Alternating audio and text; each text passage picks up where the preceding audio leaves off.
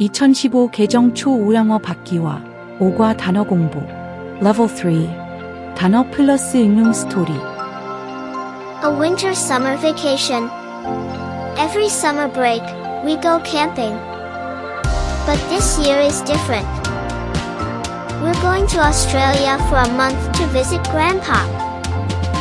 We start packing for the trip. It's super hot in Korea. I put flip-flops into my suitcase. We're going hiking in Australia, remember?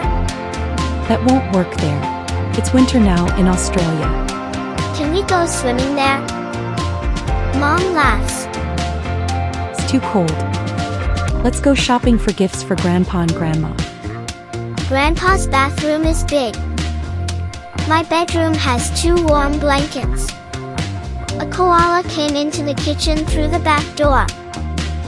The living room has a big rug and a real brick fireplace.